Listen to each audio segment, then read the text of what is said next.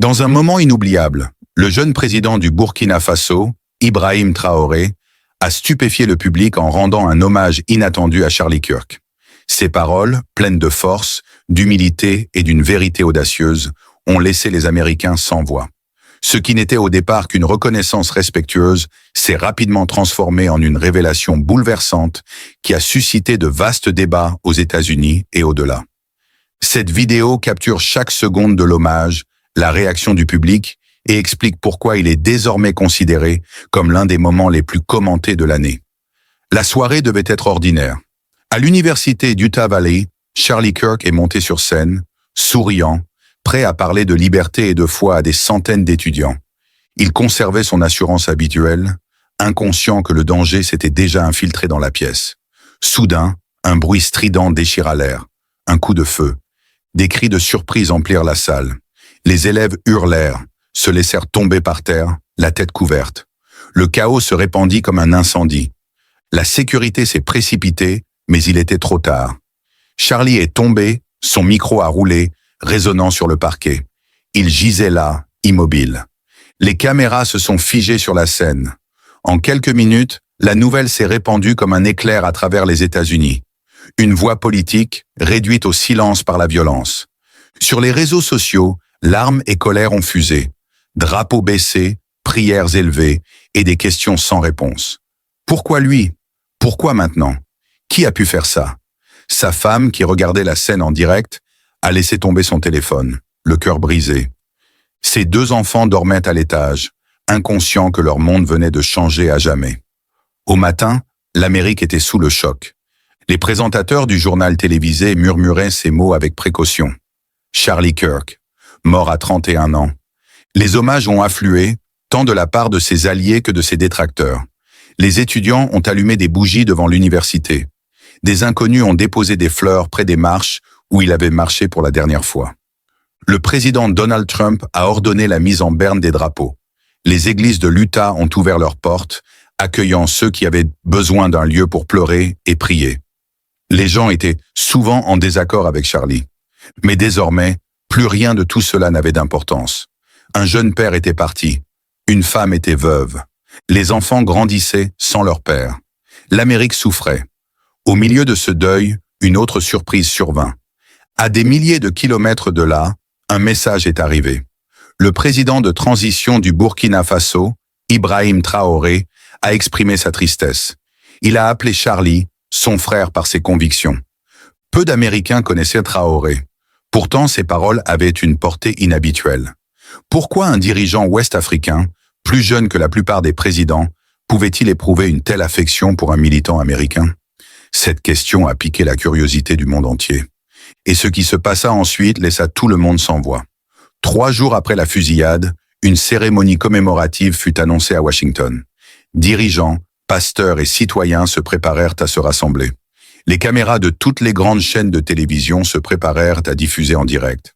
La famille souhaitait que le monde voie non seulement la perte, mais aussi la foi. Des invitations furent envoyées à des personnalités internationales. La plupart d'entre elles répondirent poliment. Mais une personne est ressortie du lot, le président du Burkina Faso, Ibrahim Traoré. Rares étaient ceux qui s'attendaient à sa présence. Les commentateurs en ont débattu à la télévision. Pourquoi un jeune dirigeant africain traverserait-il l'océan pour un militant conservateur? Certains ont qualifié cela de théâtre politique. D'autres ont pressenti un événement plus profond. À Washington, la sécurité s'est renforcée.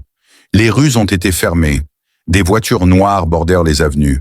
Des fanfares militaires répétaient des hymnes doux. À l'intérieur de la cathédrale où devait se dérouler la cérémonie, chaque siège était drapé de blanc. Le premier rang était réservé à la famille endeuillée de Charlie. Les journalistes ont murmuré en voyant le nom de Traoré apparaître sur la liste des invités. Il n'était pas là pour rester assis tranquillement. Des sources ont laissé entendre qu'il avait préparé son discours. Que pouvait-il bien dire qui aurait de l'importance dans cette tempête de chagrin? L'Amérique allait le découvrir. Le matin de la commémoration était froid et gris à Washington. Des centaines de personnes bordaient les rues, tenant des bougies et des photos de Charlie Kirk. Des voitures de police bloquaient tous les coins de rue, et les cars de presse encombraient les trottoirs. À l'intérieur de la cathédrale, l'air était lourd, comme si l'histoire était sur le point de s'écrire. Soudain, un cortège s'arrêta. Le président Ibrahim Traoré est sorti. Vêtu d'un simple costume sombre, sans entourage tape à l'œil, il paraissait calme mais sérieux. Sa présence a surpris plus d'un. Les journalistes se sont empressés d'immortaliser l'instant, demandant « Pourquoi est-il là ?» À son entrée, les têtes se sont tournées. Certains ont murmuré, d'autres ont hoché la tête avec respect. Il marchait lentement, d'un pas assuré, le regard chargé du poids de celui qui avait vu trop de souffrance dans son propre pays. Arrivé au premier banc, il inclina doucement la tête vers la famille endeuillée. Les flashs des appareils photo crépitèrent, capturant une image qui ferait le tour du monde en quelques minutes. Un jeune dirigeant africain, debout humblement dans une église américaine, prêt à honorer un homme avec qui il n'avait jamais fait campagne, mais qu'il respectait manifestement. Personne ne savait encore qu'il apportait plus que des condoléances. Ses paroles allaient bouleverser la nation entière. La chorale commença doucement, leurs voix s'élevant comme des prières brisées. L'épouse de Charlie serrait les mains de leurs enfants, les larmes coulant sur ses joues, tandis que les hommages affluaient des dirigeants américains. Les pasteurs parlaient d'espoir. Les sénateurs ont évoqué leur héritage, et de vieux amis ont évoqué leurs souvenirs. Chaque mot a provoqué de nouvelles vagues de larmes dans la salle. La cathédrale, avec ses hauts vitraux, semblait contenir la douleur de tout un pays. Puis un silence s'est installé lorsque le maître de cérémonie a annoncé un nom inattendu. Nous invitons maintenant son Excellence Ibrahim Traoré, président de la transition du Burkina Faso, à partager son message. Des murmures parcoururent l'auditoire. Les gens s'agitèrent sur leurs sièges, certains curieux, d'autres dubitatifs. Qu'est-ce que ce jeune président étranger pouvait bien apporter à une telle tragédie américaine? Traoré se leva, rajusta sa veste et se dirigea vers la tribune. Le bruit de ses pas résonna dans le couloir silencieux. Il ne portait ni notes ni papier, juste un regard fixe. Alors qu'il posait les mains sur le podium, toutes les caméras de la salle se mirent au point. C'était clair. Ce qu'il allait dire n'était pas destiné à la politique, mais au cœur. Traoré regarda d'abord la veuve et ses enfants. Sa voix, douce mais ferme, résonna dans la salle. « Madame, le sang de votre mari n'a pas été versé en vain. » Sa voix résonne encore, non seulement en Amérique, mais aussi en Afrique. « Je suis venu car je sais ce que signifie pour une famille la perte d'un père victime de violence. » Ces paroles ont coupé le souffle à l'auditoire. Il marqua une pause, laissant le silence s'installer. Au Burkina Faso, trop de mères enterrent leurs fils. Trop d'enfants se demandent pourquoi leurs pères ne reviennent jamais. Aujourd'hui, je me lève non seulement pour moi-même, mais pour chaque nation qui croit que la vérité vaut la peine de mourir. Des larmes coulèrent des inconnus assis au fond du bâtiment. L'interprète, bien que peu nécessaire, murmurait ces mots pour ceux qui hésitaient. L'accent de Traoré donnait à sa voix un rythme impossible à ignorer.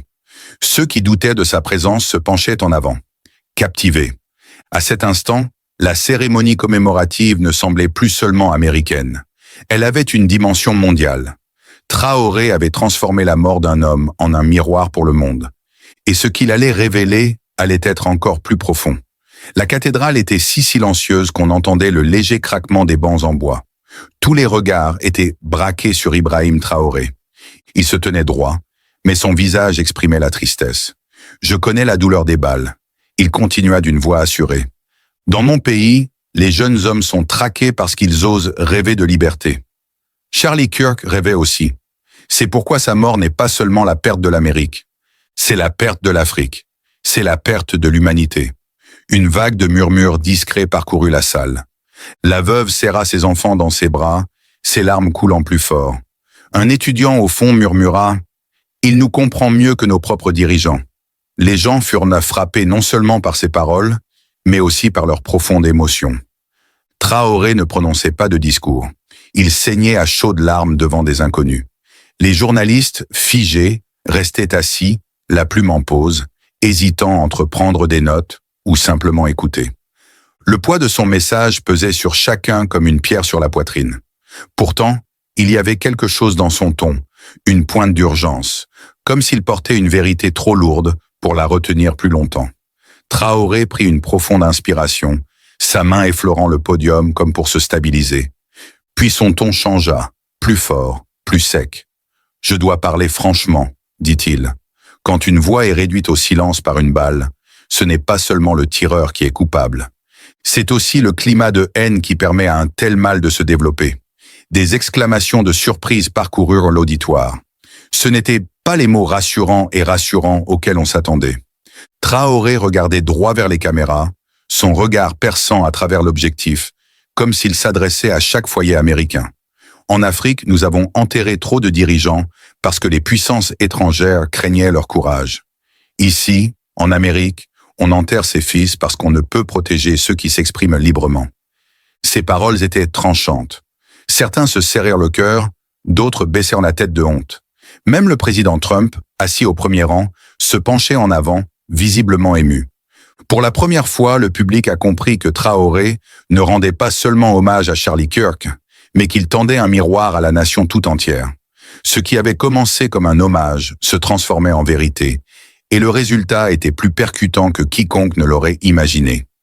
Le public, figé, était incapable de détourner le regard. Puis la voix de Traoré baissa, plus douce, mais plus grave qu'auparavant. « Je ne suis pas venu ici uniquement pour pleurer, je suis venu pour révéler quelque chose. » Chaque caméra zoomait, chaque journaliste serrait plus fort sa plume. La veuve leva les yeux, attendant. Avant sa mort, Charlie Kirk m'a envoyé un message, une lettre. La salle était haletante, comme si tous avaient partagé un même souffle. Il y parlait non pas en homme politique, ni en personnalité publique, mais en père inquiet pour le monde que ses enfants hériteraient. Il m'a dit « Si jamais ma voix se tait, promets-moi de leur dire pourquoi je me suis battu. » Traoré a plongé la main dans son manteau et a déplié une feuille de papier. Le public s'est penché en avant, tremblant. Personne ne savait que cette lettre existait, pas même les plus proches alliés de Charlie. Des larmes coulaient sur les visages de la foule, et les sanglots de la veuve rompaient le silence. Quoi qu'il en soit, ce papier allait tout changer. L'Amérique se prépara à entendre les paroles d'un homme mort, transporté par-delà les océans par un dirigeant africain qui refusait de se taire. Le papier dans la main de Traoré tremblait légèrement lorsqu'il l'ouvrit. La cathédrale était si silencieuse que même le craquement du pli semblait assourdissant. Il regarda d'abord la veuve, puis les enfants, avant de lire à voix haute. « Charlie écrivit, commença Traoré. Si jamais cette lettre est lue, c'est qu'il m'est arrivé quelque chose. Mais qu'on le sache, je n'ai jamais combattu pour moi. C'était pour mes enfants, pour les étudiants qui m'écoutaient, pour l'avenir d'un pays que j'aime plus que ma propre vie. » La veuve s'effondra, sanglotant dans ses mains. Traoré marqua une pause, la voix tremblante d'émotion. Le public était figé, écoutant un jeune leader africain prononcer les derniers mots d'un militant américain disparu. Pour beaucoup, cela ne ressemblait plus à une commémoration. Ils avaient l'impression d'être au cœur de l'histoire, témoins d'un pont entre deux mondes. La caméra zooma plus près, essayant de capturer chaque mot tremblant. Traoré inspira lentement, puis ajouta « Il y a plus, et c'est plus lourd qu'on ne le pense. » La foule se prépara, le cœur battant, attendant les secrets que la suite de la lettre allait révéler. Les yeux de Traoré parcoururent à nouveau la lettre, d'une voix basse mais assurée. Charlie écrivit « Si je tombe, ne laisse pas la colère te détruire. Ne laisse pas l'amertume étouffer ce que je représentais. Dites à mes enfants que leur père n'est pas mort par haine du monde, mais parce qu'il l'aimait suffisamment pour tout risquer. » Ces mots ont touché le cœur de tous ceux qui les écoutaient. Les mères serraient leurs fils plus fort, les pères baissèrent la tête, honteux du peu de sacrifices qu'ils avaient consentis. La veuve se pencha en avant, ses larmes trempant le devant de sa robe noire, murmurant « Il t'aimait tant à ses enfants. » Certains dans l'assistance ne purent retenir leurs sanglots. Une journaliste près de l'allée laissa tomber son stylo, se couvrant le visage des deux mains. Traoré poursuivit. Charlie avait dit « Si je ne peux pas rentrer chez moi, que d'autres se lèvent, et qu'ils se lèvent avec courage, et non avec peur. » Sa voix se brisa et, l'espace d'une seconde, Traoré lui-même dut s'arrêter, fermant les yeux pour se calmer. L'instant était insupportable. Ce n'était plus de la politique. C'était le cri rauque d'un père s'exprimant depuis sa tombe. Après une pause, Traoré leva de nouveau le papier. Son visage se durcit, même si la tristesse illuminait encore ses yeux. « La dernière chose, dit-il, c'est la raison pour laquelle je suis venu ici pour parler. » La salle se pencha en avant, retenant son souffle. Charlie écrivit « Si je suis réduit au silence, ne regardez pas seulement l'homme qui a appuyé sur la gâchette. Regardez ceux qui lui ont donné raison, ceux qui ont alimenté la haine, ceux qui profitent de la disparition de voix comme la mienne. » Des cris de surprise parcoururent la cathédrale. La veuve, stupéfaite, s'agrippait à son banc comme si le sol avait cédé sous ses pieds. Le public s'agitait nerveusement. C'étaient des mots dangereux, des mots qui laissaient entendre que des forces plus grandes qu'un assassin étaient en jeu. Traoré plia lentement la lettre et la plaça contre sa poitrine. Ce n'était pas seulement l'adieu de Charlie, dit-il. C'était son avertissement, et je lui ai promis que si jamais ce moment se présentait, je lui révélerais sa vérité sans crainte. Le silence qui suivit ces paroles résonna comme un coup de tonnerre, pesant, pesant, inoubliable. Certains yeux brûlèrent de larmes, d'autres de questions. Ce qui avait commencé comme un hommage était devenu une révélation, et l'Amérique réalisa soudain qu'elle était confrontée à une tempête bien plus grande que le deuil. Lorsque Traoré eut terminé sa lecture, la cathédrale sembla trembler de silence. Puis les rumeurs commencèrent à se répandre comme une traînée de poudre. Certains joignirent les mains fermement. D'autres secouèrent la tête, incrédules. Les épaules de la veuve tremblaient, comme si elle portait à la fois le chagrin et le poids de l'avertissement de Charlie. Un étudiant s'est levé, les larmes aux yeux, et a crié « Il a raison, il faut l'écouter ». La sécurité s'est retournée rapidement, incertaine s'il s'agissait d'une perturbation ou d'un désespoir. Mais la foule commença à acquiescer, certains pleurant ouvertement. Ils n'étaient pas en colère contre Traoré, ils étaient réveillés par lui. Les commentateurs télé assis au fond échangeaient des regards frénétiques, pressentant déjà les débats qui feraient rage à travers l'Amérique après cela. Les caméras continuaient de tourner, capturant chaque larme, chaque halètement, chaque main pressée contre un cœur. L'espace d'un instant, on eut l'impression que la nation elle-même retenait son souffle. Traoré resta silencieux, savourant l'instant présent, sans se précipiter, sans atténuer la vérité. Il venait de porter les derniers mots de Charlie à la lumière, et l'impact fut violent. Traoré leva doucement la main, et le silence retomba dans la pièce. « Ce que tu décides de faire de cette vérité ne m'appartient pas, » dit-il d'une voix assurée. « Mais j'ai promis à ton frère, à ton père, à ton mari, que je ne le laisserai pas s'éteindre. Je tiens cette promesse aujourd'hui. Ces paroles ont eu une portée plus profonde que n'importe quel discours politique. Il ne faisait pas la morale. Il était témoin d'une douleur trop familière. Dans mon pays, continua-t-il, on enterre des jeunes hommes chaque semaine. Des mères pleurent dans les rues. Nous luttons pour survivre contre des forces plus fortes que nous. Pourtant, ici, dans la nation la plus puissante du monde, vous aussi perdez vos fils. Dites-moi, une vie au Burkina Faso vaut-elle moins qu'une vie en Amérique? Non, nous portons tous les mêmes larmes, les mêmes prières. Le public a éclaté en sanglots, réalisant à quel point le chagrin les avait unis. Pour la première fois, de nombreux Américains ont vu l'Afrique non pas comme un endroit lointain, mais comme un miroir reflétant leur propre souffrance. Traoré ne divisait pas. Il unissait en rappelant que la douleur parle le même langage partout. Alors que Traoré reculait légèrement de la tribune, les murs de la cathédrale semblaient vibrer de l'émotion qu'il ressentait. Traoré s'était déchaîné. Les journalistes tapaient à toute vitesse, mais beaucoup marquaient une pause, s'essuyant les yeux entre deux phrases. La veuve se leva. Elle posa la main sur son cœur, les lèvres tremblantes, murmurant « Merci ». Les enfants la suivirent, debout à ses côtés, serrés les uns contre les autres, comme si l'esprit de leur père venait de parler à travers ce jeune chef venu de loin. La foule ne pouvait plus se contenir. Certains se sont levés et ont applaudi, non pas avec enthousiasme, mais avec le rythme lent et pesant du respect. D'autres se sont agenouillés pour prier, leurs larmes tachant le sol de marbre. Devant la cathédrale, la foule qui regardait sur de grands écrans a commencé à scander le nom de Charlie, leur voix résonnant dans les rues de Washington. Ce moment n'était plus seulement un mémorial. Il était devenu quelque chose de plus vaste, un tournant. Et même si personne ne savait à quoi ressembleraient les débats du lendemain, tous ceux présents ce jour-là comprenaient une vérité. Ils avaient assisté à un discours dont les mémoires resteraient gravées dans les mémoires.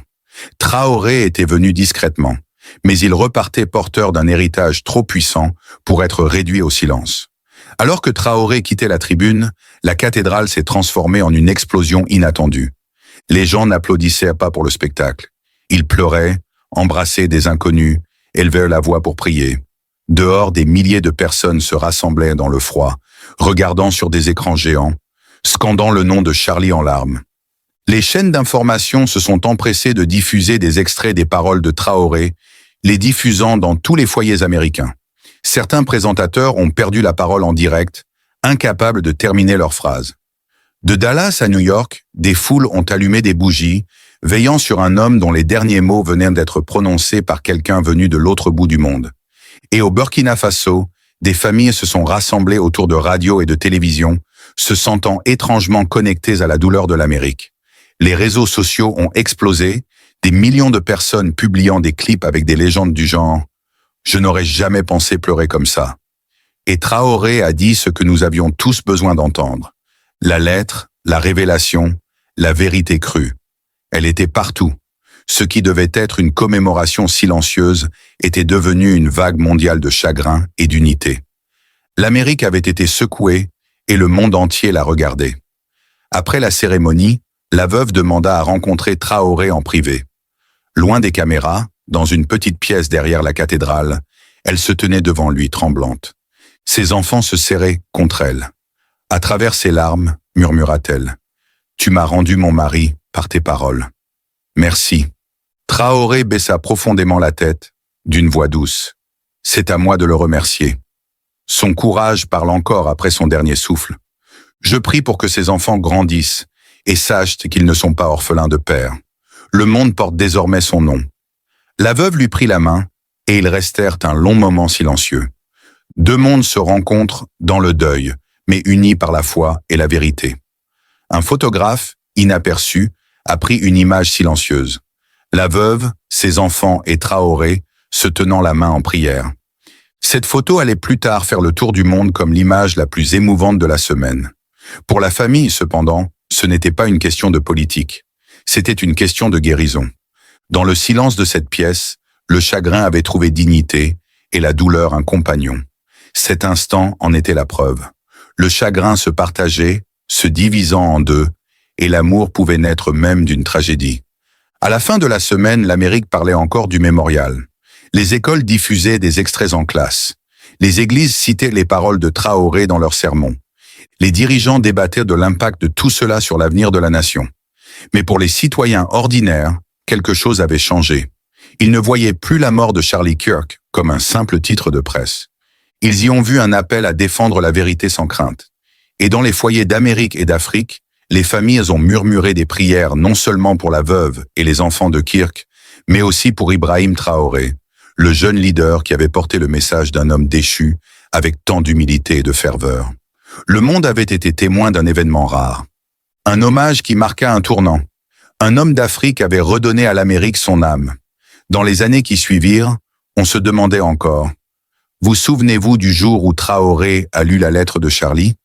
Ce jour-là n'était pas oublié. Et l'héritage de Charlie Kirk ne l'était pas non plus. Chers téléspectateurs, si cette histoire vous a touché, si elle vous a fait pleurer, alors perpétuons ensemble ce souvenir. Aimez cette vidéo, abonnez-vous à la chaîne et surtout, laissez un commentaire ci-dessous. Partagez votre cœur, vos pensées et vos prières pour la famille. Montrez au monde que l'amour et la vérité ne peuvent être réduits au silence. Votre voix compte. Gardez-le en vie.